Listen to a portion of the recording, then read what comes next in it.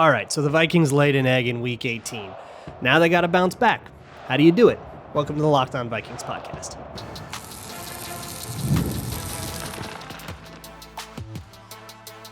You are Locked On Vikings, your daily Minnesota Vikings podcast, part of the Locked On Podcast Network, your team every day. Welcome, everybody, to another episode of the Locked On Vikings podcast, where we're always trying to learn something new. It's part of the Locked On Podcast Network, your team every day. Thank you so much for making Locked On Vikings your first listen of the day every single day. I appreciate my hashtag everydayers so very much, especially when the doom and gloom is out. And boy, is it out with good reason. So thank you so much for coming and hanging out. This episode is brought to you by FanDuel. You can start the playoffs with a big return on FanDuel. New customers can place a $5 bet, and you can get started with $200 in bonus bets if you win or lose that first $5 bet. Visit FanDuel.com to get started. Today is Twitter Tuesday. That means I'm answering your questions as submitted to me via email at lockedonvikingspodcast@gmail.com or via the Google form, which is linked to in the show notes or the YouTube description to any podcast episode, or I usually put out a call on Twitter as well, and Blue Sky. So, the first question that I'm going to answer today, there's kind of a clump of these that are all about the Vikings just sort of being in a tough spot, but how does this affect them moving forward? And the first one comes from Joe Talon, who puts it in a really interesting way. Who asks, was that Darnold's first playoff game? Kind of. Like, I see what you're getting at. It sure felt like it. It felt like a playoff game. You could kind of argue that because the bye was at stake, you get a playoff win if you win that game. So it kind of was like a at least a half a playoff game, but it was a playoff atmosphere. It was a playoff atmosphere in Ford Field for sure, but just like the pomp and circumstance surrounding the whole game.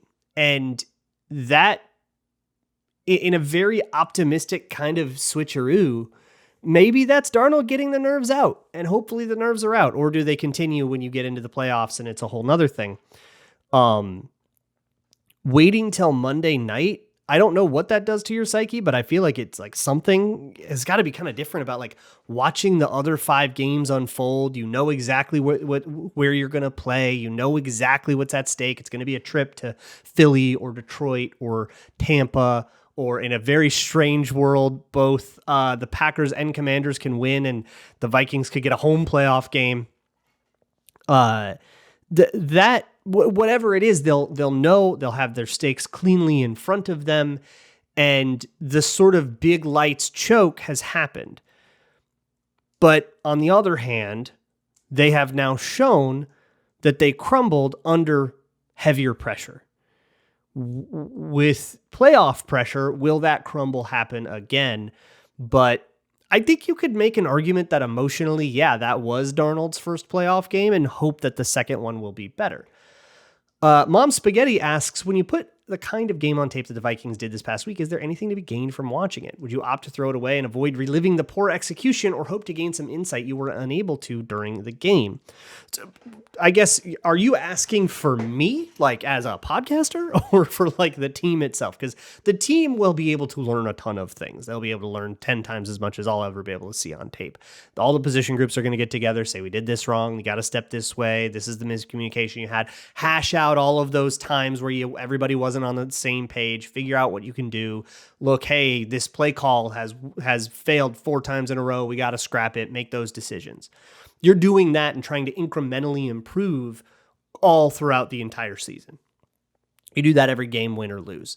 And I think only in very extreme circumstances, I'm talking the Broncos giving up 70 to the Dolphins kind of circumstances, maybe the defense just burns that tape and goes, look, this is just going to be like a yell at you fest and nobody needs that. We can just say, hey, bad day, let's just try to get better at our fundamentals.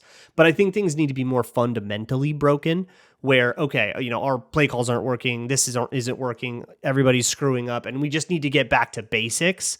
Then you go, okay, whatever, burn the tape, let's get back to basics. I don't think the Vikings are in the world of that kind of like hard reset. I still think that the problems that they had on Sunday night are ones that they can go approach, attempt to solve, and hope to improve. I don't think having to kind of completely forget whatever you were planning to work on all week and try to hard reset, especially going into the playoffs, is necessarily there.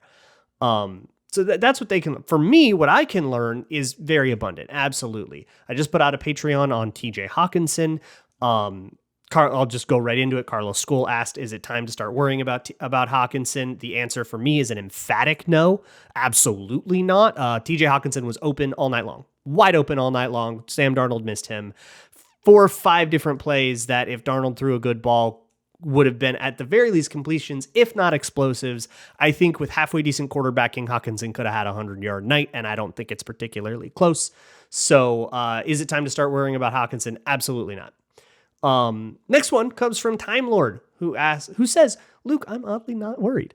The Vikings can absolutely beat the Lions in the second round. Am I insane? Yeah, you're insane for a couple reasons. Not necessarily because of the way that you're seeing the Lions matchup. Like if the Vikings do go back to Detroit second round, which would only happen if both the Eagles and the Bucks win, then they would go there. Otherwise, if only one of those teams wins, then the Vikings would visit that team. But let's, second round or maybe even NFC Championship, whatever. If the Vikings do revisit the Lions will be favored in that game, but it starts 0-0 just like anything. That's not what you're insane about. The insane part is you're way out over your skis. You got to beat the Rams first. Okay, just chill. They got to get to the second round before they can win in the second round. And then the other thing you're insane about is buying into the Minnesota Vikings in the playoffs. That's an insane thing to do. And you know what? I'm right there with you. Let's be crazy together, baby. Open Hat asks, what's the deal with the ineffectiveness of the run game? Did we really get bodied that bad by Detroit's D-line?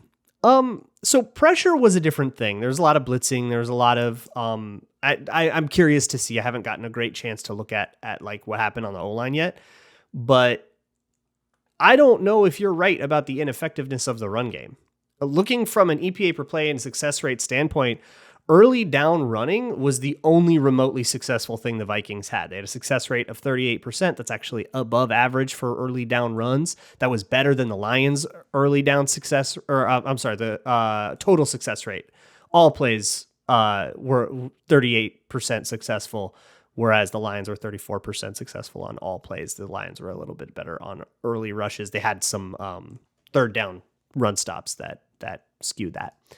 But the passing game for the Vikings was much worse, absolutely where the problem lied. I think that, and from an EPA per play perspective, the run game was way better, but that's like super buoyed by the 53-yarder or 58-yarder or whatever it was, the big long Cam Akers run.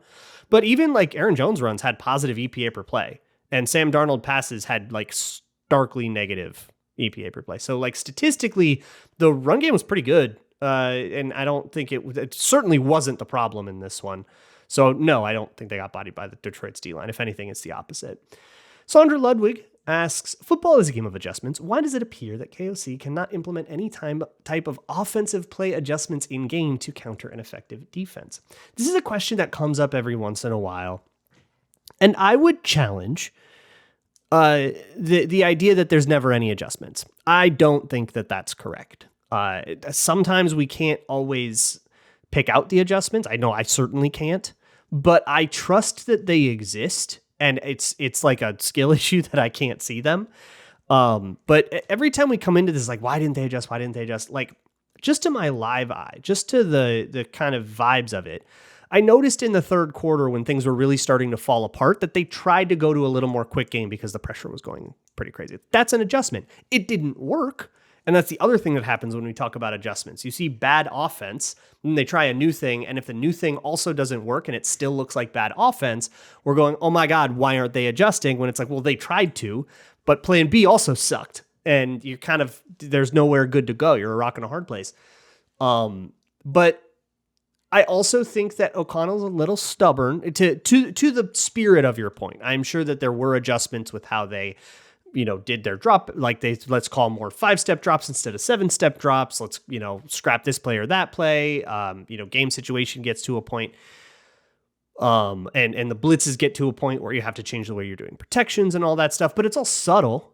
And I think they went to more max protect as the game went on, like those kinds of things that aren't exactly, like nobody's charting that over time too. So you can't just like, it's not like a stat you can look up either. It's like hard to pick that stuff out, but I do think it exists nonetheless, whether or not you and I can see it.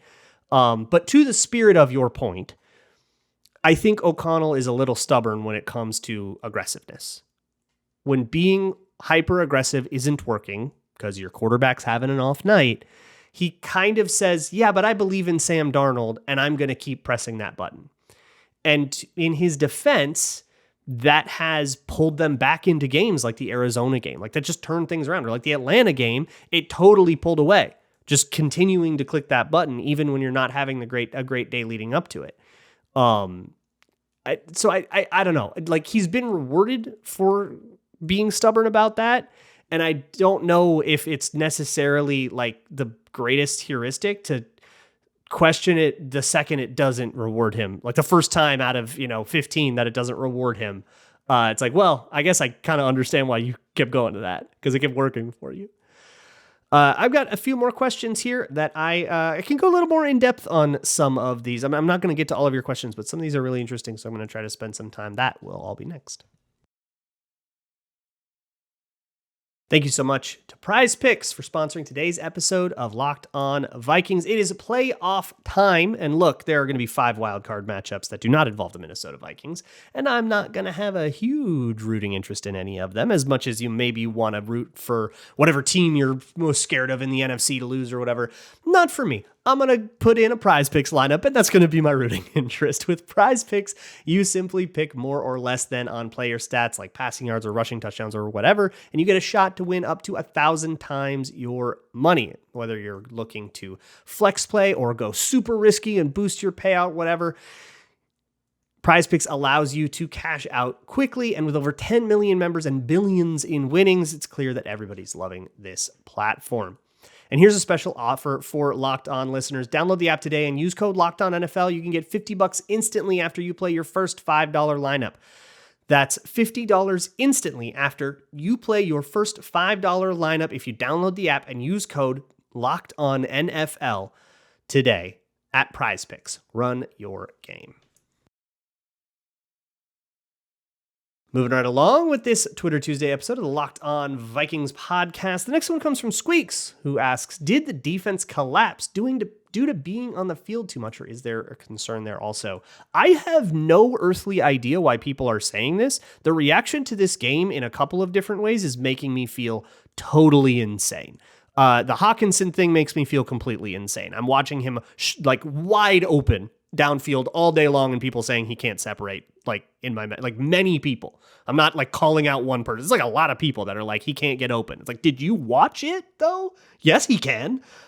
Makes me feel insane. This one makes me feel insane too. Not coming after you or anything, Squeaks. A lot of people have said this. The Vikings give up 3 straight touchdown drives and they're all long and sustained and they look super gassed.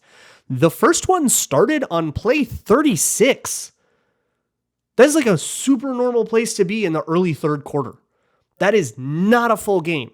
For perspective, the Arizona Cardinals game, that was the longest day the defense had, like just the most plays that they played. They played almost 90 plays in that game. 90. You cannot tell me that same defense that was playing hard on the 90th play got tired at 36. No way in heck. They just got beat. I do not think that is a valid excuse at all. And I don't know, maybe there's a time of possession stat that people are going crazy on, but I'll give you the spiel now. If you want to measure who is controlling the ball, and if you're looking at it from a fatigue angle, right? Time of possession, clock control and all that really just tells you who is leading in the game, because they're going to run more and run plays take more time off the clock. But whether it is a run play or an incomplete pass that stops the clock, players don't hold their breath on the sideline when the clock is stopped. And so often time of possession is when you use it as a proxy for who's going to be more tired, you are essentially insinuating that defenses can't rest if the clock is stopped. Oh, that was a 10-second, 3 and out. They only had 10 seconds to catch their breath. No, they didn't. They had the same amount of time as if it was 3 run plays, because there's still a play clock. It's just that the game clock stopped during it. But I don't know. It makes me feel insane. And 30. So instead of doing time of possession, my spiel is use play count. If you want to see how tired everyone is, look at how many plays they had to run. And if you really want to do it, you can do the next gen stats, like how far like corners ran and stuff like that. But you know, if we're doing rough rule of thumb, look at play count, right? And 36 plays in, you cannot have been tired. That's just not NFL athleticism. Rob McNabb asks, do you think it would be a good idea to put Will Reichard on IR and bring back Parker Romo back as the kicker, since Will is clearly still suffering from issues with his previous injury? I do not believe that he is. I think the timing of his operation might be a little funky right now, but I do not believe that he is unhealthy. I think he's just missing. I don't think, I think that's an invalid excuse. Also, putting him back on IR would be season ending. I think if you go back, it's season ending. So that would just mean he's like not our kicker anymore. And at that point, you're just cutting him. Like you're not, if he's doing so poorly like that, you're putting him on IR, getting him off the roster so you can bring in a replacement. That guy's your kicker now. This is just a Parker Romo thing, and we've got another Daniel Carlson situation, and it ain't that bad. Will Reichard, you know, he has been. I don't know how it ranks like league wide, but I'm going to guess like efficiency wise, it's like below average, but not catastrophic. And he's missed a couple, but they've all been long too. So I'm not sounding any huge alarm bells. The kickoff is unacceptable. That kickoff mistake, if you missed it, Reichard kicks into the sideline with like 20 seconds to go in the half, and it ends up giving the Lions a chance to score a field goal right before halftime. Totally disgusting. Like really absolutely sucks there. You cannot ever do that again. I don't know what happened there, and I'm actually kind of in the middle of trying to investigate what is going wrong on the kicks that he is missing. And that's why I'm like currently working on a theory that just the mechanics are just kind of out of rhythm and out of sync, but that is fixable. But you just got to kind of get your head back into the game.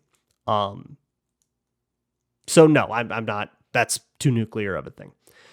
Scott asks, based on the film you've seen, does Jefferson truly get doubled more often and have more gravity than other top receivers like Jamar Chase? So I haven't weighed in much on this. I mean, I've weighed in a lot on the gravity thing. I wrote a whole article a few weeks ago at Wide Left about Justin Jefferson's gravity. You can check that out. I would also point to an article Arif wrote on Wide Left over the offseason about Justin Jefferson getting doubled more than any team in the league. And some good musings on like what counts as a double team.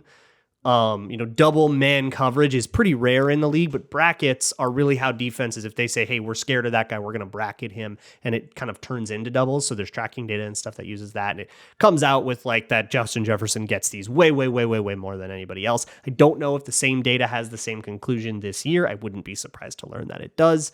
But I'm a little bit unequipped to compare this to Jamar Chase. I haven't watched any Bengals tape this year, so I can't really speak to that. But yes, Justin Jefferson truly gets doubled an insane amount of the time.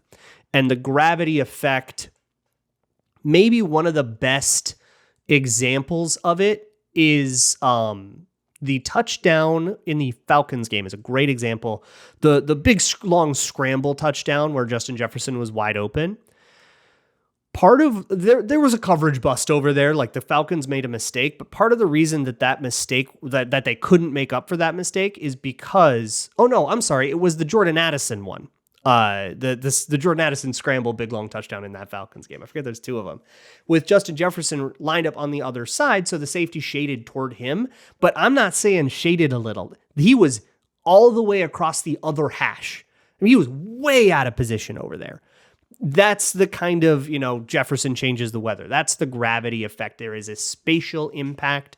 Plus, you can induce mistakes like the one that I think it was Xavier McKinney made on the Jalen Naylor touchdown in the Packers game, where he kind of drives down on a Jefferson route, totally abandoning his assignment, leaves his teammate out to dry. Those kinds of mistakes are pretty common too. So the gravity effect, 1,000,000% real. Very, very important to understanding Jefferson statistically and to contextualize what is still the second most prolific statistical season in the league right now, next to Jamar Chase, who's of course having an unreal season. Whether that same stuff happens to him or not, you're going to have to ask Locked On Bengals.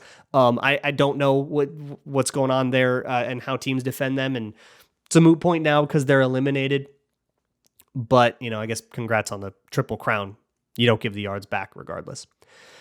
Mr. Dunce asks, are the Vikings going to activate Daniel Jones this week and bench Sam Darnold at halftime if he plays that bad at the Rams for Jones?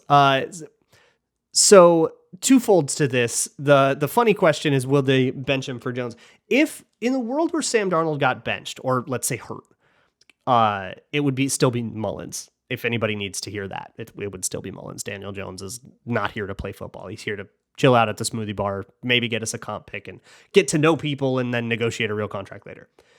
But for the comp pick thing, he was not activated for week 18, but according to Kevin Seifert at ESPN, he could still be activated for a playoff game. But the problem is then they would have to probably not dress someone like Brett Rippon. And I think the Vikings prefer to do that right now versus a guy that joined, in the middle of the season.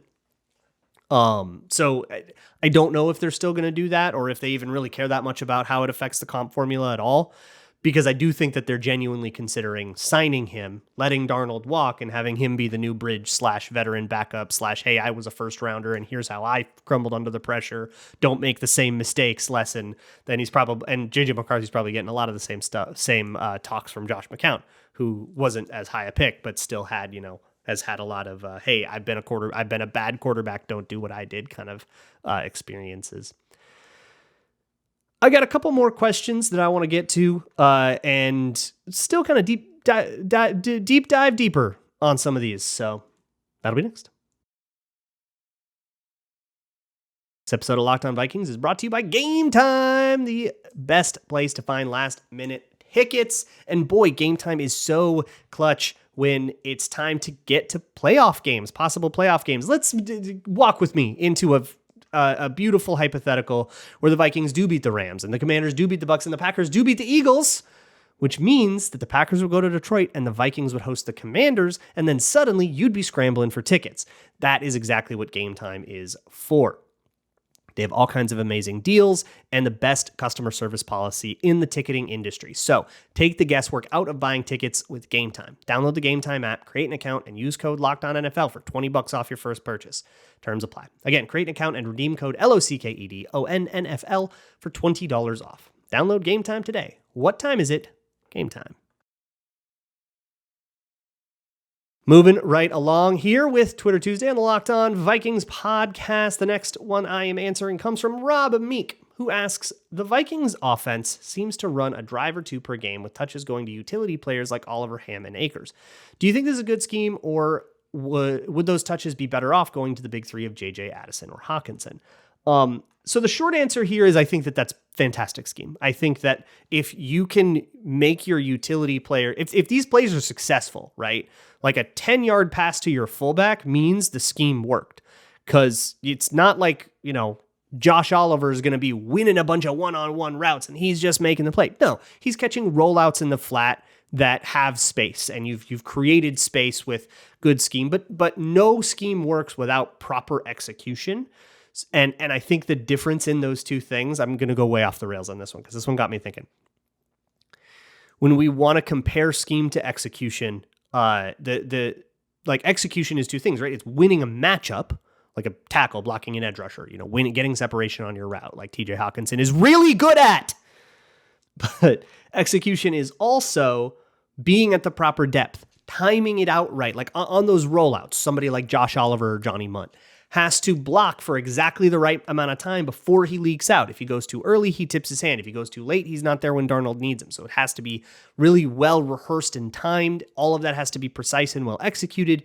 And so that gets you there. But guys like Oliver and Munt and Ham, while they are not the most dynamic athletes on the team, and therefore they're not going to be the focal point of anybody's offense, they execute properly. They do what they're supposed to do. They're where they're supposed to be when they're supposed to be there. And that consistency is a talent in and of itself that is usable, if not dynamic. It's not on anybody's fantasy team, but it gets a first down. So screw your fantasy team. We're moving the chains. And I think offenses that try to force the ball to their big names just because they're their big names without having a reason for that are bad offenses. I think Miami suffered from this a lot this year. We'll get to them, Kevin. Um, then I think Chicago suffered a lot this year on having, we got to get the ball to Keenan Allen because he's Keenan Allen. But they were getting the ball to Keenan Allen in contexts that were like bubble screens, and he's slow because he's old and he's been hurt 4 million times. That's bad scheme. That's probably better target distribution, right? Everybody who had Bears on their fantasy teams probably enjoyed that in PPR leagues, but it didn't work. It didn't move the chains. So when we want to funnel the ball to the big names, you have to ask why. Why should a screen go to Justin Jefferson versus Johnny Munt? Johnny Munt's is a more convincing fake as a blocker, right? If you've got Justin Jefferson sitting there on the end of the line of scrimmage looking like he's going to block, nobody is falling for that. But they're going to fall for it if it's Johnny Munt. So that's a reason to use Munt over Jefferson. What do you want more yards after the catch ability? Maybe you give it to Addison or Jefferson for that reason. But all those guys pretty much just kind of take the space that's there and then dive forward. Like those, you don't have like a super dynamic like Kevontae Turpin kind of guy. Like if you've got that guy, then yeah, force the thing to him. And for the Bears, yeah, get the screen to DJ Moore because he is the yak guy, and so give him the yak opportunities. Like that's sensical. But for the Vikings, their usage, Jefferson's at his best running a 15 to 20 yard route. Addison's at his best running a 15 to 20 yard route. Hockenson's at his best running a 15 to 20 yard route. That's why the Vikings spam it so much. While I think they could find more balance in that, that's the best usage of those players. So I guess to try to wrap all this up, don't think of it in terms of touch count. Think of it in terms of what they are doing. I say this all the time on the show. We have to qualify before we quantify. Okay. We have to figure out what we're talking about. What is it that they are doing? How does it look? What is its nature before we start tallying stuff up? Because if you just tally touches, not all touches are created equal. And that doesn't really give us a sense for how the team is deciding to use someone's skill set. And if they're right about that, we're just counting volume, and we might as well be trying to do baseball stats. It doesn't tell us anything about those guys. It just counts. Scooter has a big hypothetical here. Says, say there's 1 minute left in the fourth quarter and the team with the ball is losing. They call 4 verticals, but use some backup wide receiver and running backs with the intention of making all the defensive backs run 60 to 70 yards. Then they sub out all the guys that ran the 4 verts and sub in their starters and run the exact same play. The defense would be gassed and the guys running it the second time would be fresh. Why is that? Never tried. I have 2 answers to this. One is that's just probably not enough cardio to tire out an NFL player. Maybe at the end of the game, but if they're getting tired by like that play, they probably were already pretty close to tired anyways. But like NFL DBs also don't run 60, 70 yards in that situation. If you're going to go, 4 wide and run 4 verts, they're going to have off coverage. They're going to have, a head start. They're not going to be running as far as your guys are running. And if you've got running backs running verticals, well, they're not going to respect that at all. They're just going to kind of sit on top of it and say, your speed doesn't threaten me. I can always just turn around and run. So I don't think you're going to get them running that much. And even if you did, they're better athletes than that. They'd be fine. Sammy says, kind of unrelated to the Vikings, but curious on your thoughts on Rams Goff versus Lions Goff and how he has changed. So the only thing I know about this comes from Jordan Rodriguez, the Play Callers podcast series about Goff, where part of the reason he didn't work out in LA was because McVay likes to turn the quarterbacks back to the defense. He likes to turn you around, get you, and O'Connell's the same way, get you play action faking and then trying to, sell that fake to influence the defense. And then when you turn around, you have to read that picture really fast. And the timing is all about precision and stuff. And I think Goff is better at quickly dropping and getting the ball out without adding that play action thing. It's not that the Lions never run it either. It's just less than what he was doing in LA with McVay. I think as Goff gets older, that difference shrinks a little bit and the Lions get access to the sort of play action that McVay wanted in the first place, which is sort of the irony. But I mean, I don't know. You can kiss McVay's ring about it, so I don't think he's going to be that mad. But as he kind of ages and matures and gets that experience, he gets a lot better at getting the ball out and staying aggressive there. And then he just turned into like just a genuinely good quarterback. And this is kind of the era of like the second chance quarterback. I mean, the broadcast made a big deal about it with Goff and Darnold, but you got Geno Smith in Seattle, you got Baker doing things in Tampa. He's winning the division every year in Tampa. The kind of the second chance quarterback renaissance thing. Like we could be looking in 2 years at like, oh my God, Daniel Jones in the Pro Bowl. Like that could happen. Which I love. I think that's excellent. It's cool that you get to just not give up on guys so much anymore. Kevin Fielder, who is a Dolphins fan, I should mention, a native Floridian, which means his opinion counts for at most half, says, give me a reason to be excited about the Miami Dolphins because I'm broken. I don't have a great one for you, bud. The Dolphins are in a horrible spot right now. Their roster completely decayed into nothingness. Players won out. And I think when it comes to coach firing, I'm going to do a rant. I don't know if I get to do this rant on Locked On NFL, so I'm going to do it here. When your coach loses the locker room, he got to go. That's it. And it's not like sometimes it's really, really intense, like with the Bears, right? That coach lost the locker room. Bears were actively and openly questioning him. It was very clear, like with Mike Zimmer at the end, right? Like, oh, wow, like they're saying some like heated stuff about Mike Zimmer. Clearly this is over. But I think it's just like, do they buy in? You see the way the Vikings buy in with O'Connell, the way the Lions buy in with Dan Campbell, right? Like there's buy-in there. Andy Reid with the Chiefs gets buy-in. Mike Tomlin gets buy-in. The hard knocks with the AFC North is really interesting because you see that Steelers buy-in. And then I don't think you get the same thing with Stefanski or Zach Taylor. And I don't think you get it in Miami at all. And that might mean that Mike McDaniel's time is over. And congratulations on scheme lording, but you lost your guys. Football's not played on a whiteboard or in a playbook. It's people, it's humans. And I think that they've kind of lost sight of that. But I also deeply do not respect the Dolphins because of Stephen Ross asking Brian Flores to tank, and I will not ever respect the Dolphins again. So sorry, Kevin, your team is fake and soft, and they'll never win anything. Face Mask Enjoyer says, okay, hear me out. If we lose to the Rams in the wild card, do the seats for this regime start getting at least a little warm? 3 years in the NFL is an eternity to not have any success.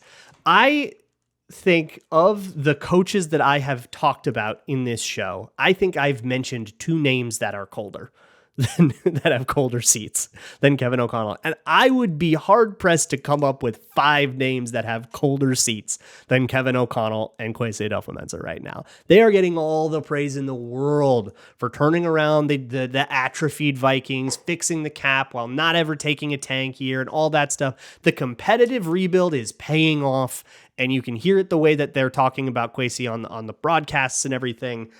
Kevin O'Connell is a front runner for coach of the year. You can't even bet on that anymore. He was like minus 1,000 in a point, and then FanDuel took it away. So like he's going to win awards, man. Your seat doesn't get any colder than that. If you are one and done in the playoffs twice in your first 3 years, we maybe start having comparisons to Denny Green. But have the Vikings been ever as good as they were under Denny Green since Denny Green left? Like, if you're just making those comparisons, we got a long way to go before the butt starts feeling warm at all. All right, that's enough of that. I will see you all tomorrow. We'll talk maybe a little bit about blitzing or about Sam Darnold and the offense. And I don't know, just a whole bunch of stuff went wrong. We'll try to pick up the pieces and try to get better, more clear answers for you. And then we go into Rams preview mode. I'll see you all for that. And as always, Skull.